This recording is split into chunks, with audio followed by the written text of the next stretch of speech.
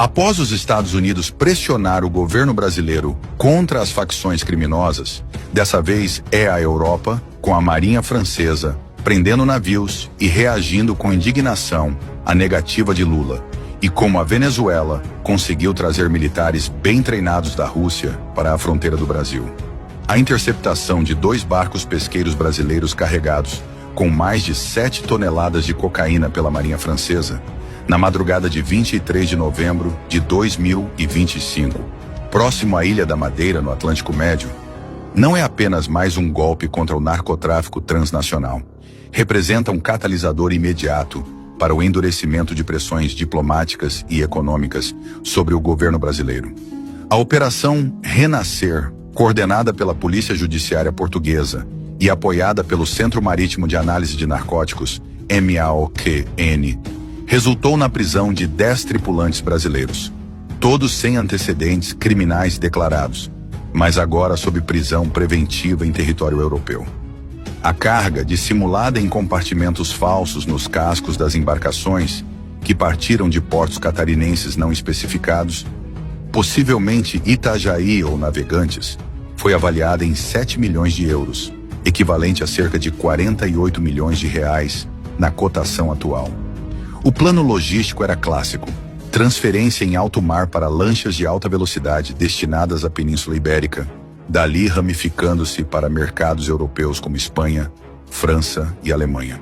Essa ação, que demandou 339 horas de vigilância marítima e um percurso de 3.935 milhas náuticas pelas forças franco-portuguesas, expõe a vulnerabilidade das rotas atlânticas sul-americanas e reacende o debate sobre a relutância do presidente Luiz Inácio Lula da Silva em enquadrar facções criminosas como o Primeiro Comando da Capital, PCC, e o Comando Vermelho, CV, como organizações terroristas.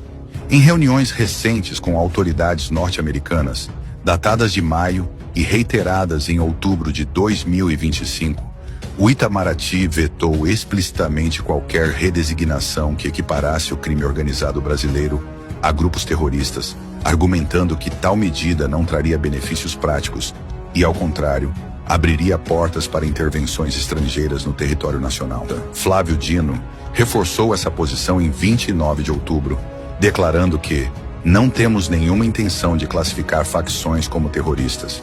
citando a subjetividade do conceito de terrorismo e os riscos de sanções econômicas unilaterais, como congelamento de ativos ou restrições comerciais impostas por potências ocidentais.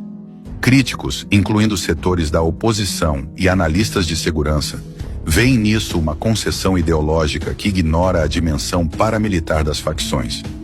O PCC, por exemplo, opera com arsenais de fuzis, AK-47 e RPGs, financiados por rotas como a Interceptada, e já demonstrou capacidade de paralisar economias regionais, como nos bloqueios de estradas em São Paulo e no Rio de Janeiro, em 2024. As pressões que já vinham de Washington, onde o Departamento de Estado defende a classificação de organizações criminosas transnacionais como terroristas para desbloquear ferramentas como a Lei de Sanções contra Terroristas, agora se duplicam com o episódio francês. Paris, aliada estreita dos Estados Unidos na OTAN e na luta anti-narcóticos, não hesitou em invocar tratados bilaterais com o Brasil para demandar maior cooperação, incluindo compartilhamento de inteligência sobre portos catarinenses. Fontes diplomáticas em Brasília indicam que embaixadas europeias, como a francesa e a portuguesa, agendaram reuniões urgentes com o Ministério das Relações Exteriores para discutir medidas preventivas contra o financiamento do terrorismo via narcotráfico. Um eufemismo que mascara a exigência implícita de redesignar as facções. Analistas militares europeus, em relatórios confidenciais vazados para a imprensa, alertam que a recusa brasileira poderia levar a inspeções aleatórias mais frequentes em navios e aviões comerciais sul-americanos, potencialmente custando ao Brasil bilhões em perdas logísticas anuais.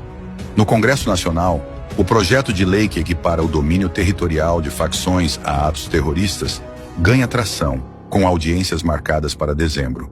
mas o Planalto resiste, temendo que a medida exponha o país a uma doutrina intervencionista, similar à aplicada no Afeganistão ou no Iraque. Essa encruzilhada interna se agrava dramaticamente pela escalada na Venezuela,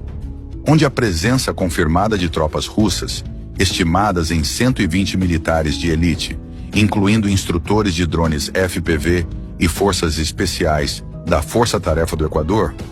transforma o Caribe em um vetor de instabilidade que ameaça diretamente a fronteira norte do Brasil.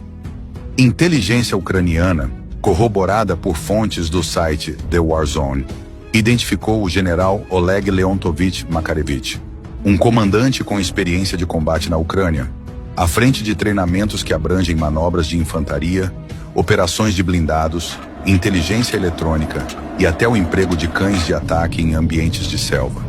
Esses assessores, rotacionados mensalmente, não chegam abertamente. Relatórios de rastreamento aéreo revelam que aviões cargueiros russos, Il-76, operados pela Aviacons e Totrans, uma companhia sob sanções ocidentais, efetuaram pelo menos 3 pousos disfarçados no Aeroporto Internacional de Maiquetía, em Caracas, entre 15 e 27 de outubro de 2025, transportando equipamentos humanitários, como cobertura para caixas de munição,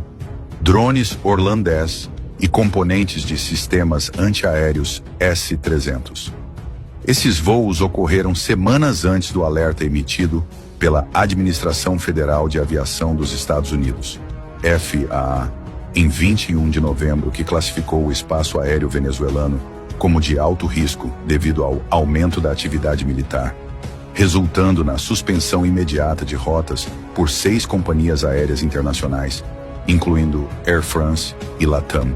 e na implementação de um bloqueio de fato sobre voos comerciais. A manobra russa, antecipando o cerco aéreo, incluiu desvios por rotas cubanas e guianenses para evitar radares da OTAN, com cargas declaradas como ajuda médica, mas contendo, segundo imagens de satélite da Maxar, contêineres compatíveis com sistemas de jamming GPS, tecnologia que já causou falhas em sinais de navegação civil na região, forçando desvios de voos comerciais e elevando tensões com Brasília. Do ponto de vista analítico-militar, essa convergência de vetores, narcotráfico brasileiro alimentando facções que já infiltram rotas venezuelanas e Moscou reforçando Maduro com expertise de guerra assimétrica, cria um flanco vulnerável de 2.200 quilômetros na fronteira Brasil-Venezuela, do Oiapoque ao Pacaraima. O exército brasileiro, com apenas 15 mil tropas efetivas na Amazônia Legal, enfrenta um risco triplo. Primeiro, o spillover de armas russas para o PCC via Cartel dos Sóis, a rede militar venezuelana que negocia com criminosos brasileiros. Segundo, um êxodo em massa de até 500 mil refugiados, caso de uma intervenção dos Estados Unidos,